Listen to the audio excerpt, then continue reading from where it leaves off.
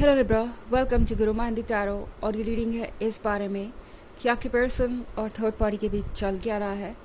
और ये रीडिंग है अगस्त मंथ के लिए। तो इस रीडिंग में मैं देखने की कोशिश करूँगी कि आपके पर्सन और इस थर्ड पार्टी के बीच अगस्त में क्या सिचुएशन है। क्या वो खुश हैं या उनके बीच कोई प्रॉब्लम है या कोई और बात जो आप जानना चाहें। एंड हाँ, ये रीडिंग आपके लिए है अगर आपको ऐसा लगता है कि आपके बीच में कोई थर्ड पार्टी है या कोई थर्ड पार्टी ऑलरेडी आ चुकी है एंड सिचुएशन कॉम्प्लिकेटेड हो गई है इनकी वजह से। तो चलिए देखते हैं आपके लिए क्या मैसेजेस है इस मंथ में। Messages for excuse me Libra,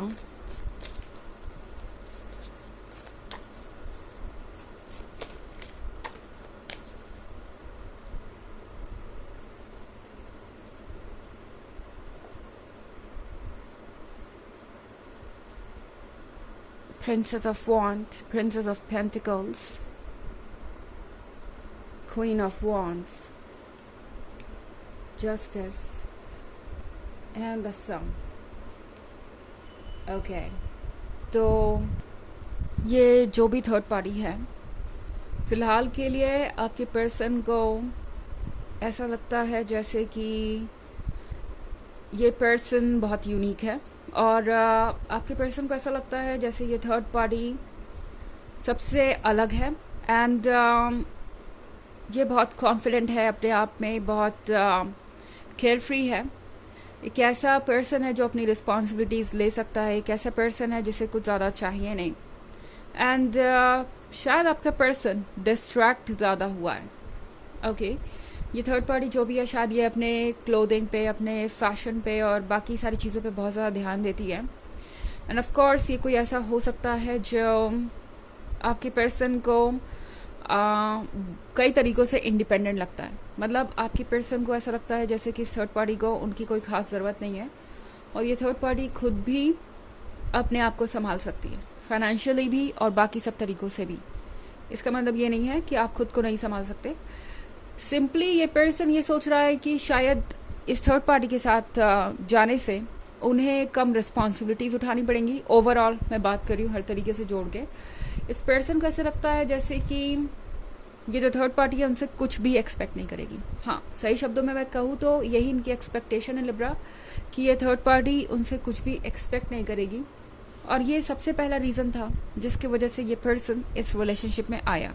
okay, and अब इस पर्सन को एक बात समझ में आ रही है कि ये थर्ड पार्टी सिर्फ इंडिपेंडेंट ही नहीं है बल्कि बहुत प्रैक्टिकल भी है एंड क्लियरली देख सकती है कि वो क्या सोचते हैं या वो क्या कर रहे हैं। मतलब ये जो थर्ड पार्टी है इन्हें चाहिए कि आपका पर्सन उनके बराबर रहे या उनकी बराबरी कर सके। कहीं ना कहीं इस थर्ड पार्टी को ऐसा लगता है जैसे आपका पर्सन उनके काबिल नहीं है। धीरे धीरे अब वो सिचुएशन आ गई है। शुरू में चाहे जो जैसा भी आपको दिखाई दे रहा हो, जैसे कि ये दोनों एक दूसरे के प्यार में गुम हैं और ये एक परफेक्ट कपल है जिसको किसी की परवाह नहीं है।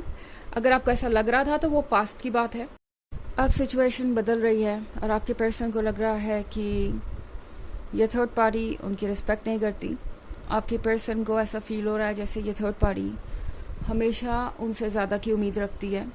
चाहे वो जो भी कर रहे हो, उन्हें जो भी दिया जा रहा हो, मतलब आपका पर्सन जो भी कर रहा हो उनके लिए हमेशा इस थर्ड पार्टी के लिए नाकाफ़ी रहता है। और हाँ, ये थर्ड पार्टी कुछ कंपैरिजन भी कर रही है उन लोगों से शायद जिनको ये जानती भी नहीं।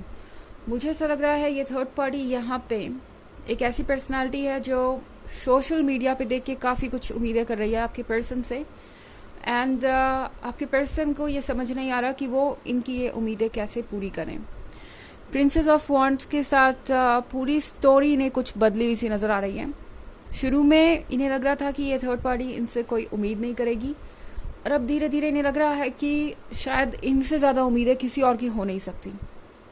ओके, तो मुझे ऐसा लगता है कि इस पर्सन को इस थर्ड पार्टी के रूप में एक कार्मिक मिल गया है, क्योंकि हमारे पास जस्टिस का भी कार्ड है। तो इस पर्सन ने खुद का कर्मा अट्रैक्ट किया है, उसे अट्रैक्ट किया है जो इन्हें लेसन देने के लिए ज़रूरी है एंड वही पर्सन यहाँ पे है। ओके, ये पर्सन इन्हें ये कार्मिक लेसन देने आया है। तो ये थर्ड पार्टी चाहे इस वक्त जितनी भी बुरी लग रही हो या जैसी भी नज़र आ रही हो, ये थर्ड पार्टी कर्मा को बैलेंस ज़रूर कर रही है। ओके, यानी इस थर्ड पार्टी का अपना रोल है आपके जीवन में, और ये यहाँ पे किसी अच्छे रीज़न से ही है जो आपको बाद में पता चलेगी। हमारे पास द सन का कार्ड है लिब्रा। द सन के साथ फ़िलहाल आपके लिए कुछ अच्छी न्यूज़ हो सकती है।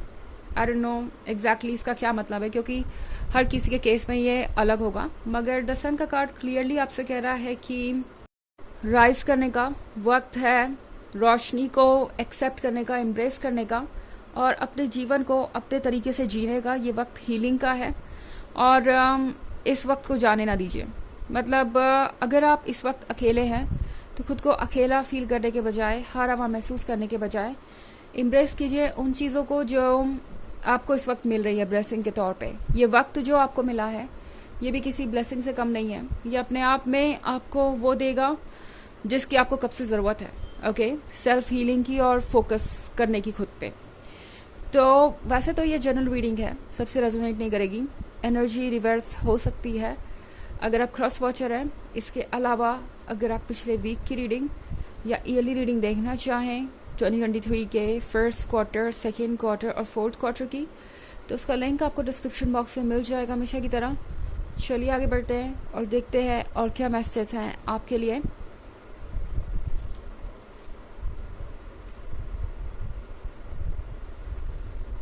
Three of Pentacles,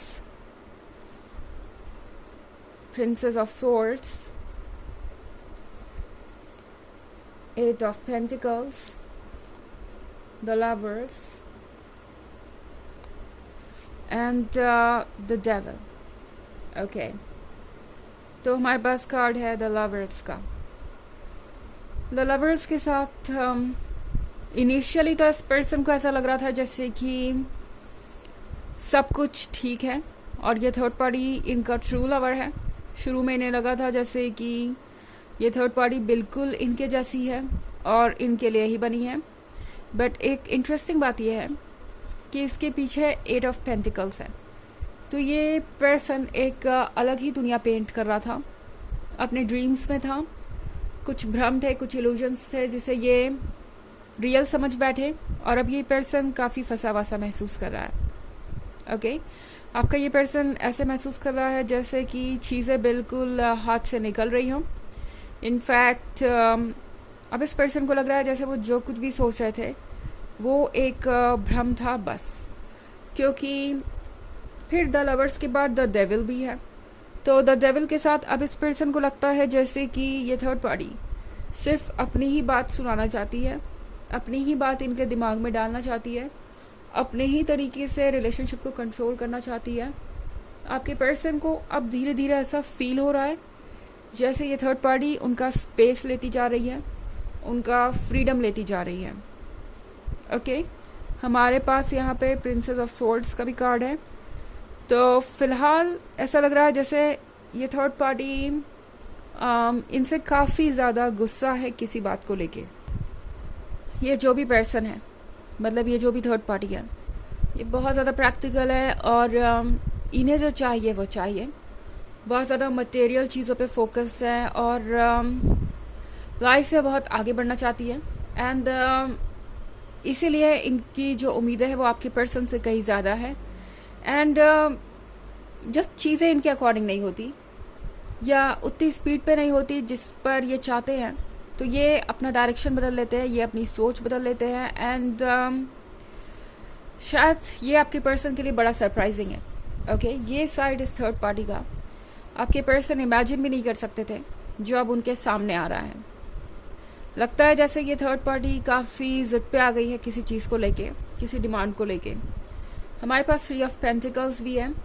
तो आई थिंक आपका पर्सन इस थर्ड पार्टी को लेके काफ़ी जल्दी सीरियस हो गया था। वो चाहते थे कि ये रिलेशनशिप जल्द से जल्द आगे बढ़े। शायद इन्होंने अपने फैमिली मेम्बर्स से भी बातें की थी इस बारे में, बट अब ये थर्ड पार्टी मुझे इनके प्रपोजल को रिजेक्ट करती हुई नज़र आ रही है, या अगर ये प्रपोजल एक्सेप्ट भी हो रहा है तो भी ऐसा लग रहा है जैसे कि ये थर्ड पार्टी अनविलिंग है और आज नहीं तो कल कुछ बदलाव ज़रूर आ जाएंगे। क्योंकि ये पर्सन बिल्कुल भी खुश नहीं है आपके पर्सन के साथ। कम से कम अगस्त में तो मुझे ऐसा ही दिख रहा है। चलिए देखते हैं कि आपके लिए ऑरेकल मैसेज क्या है।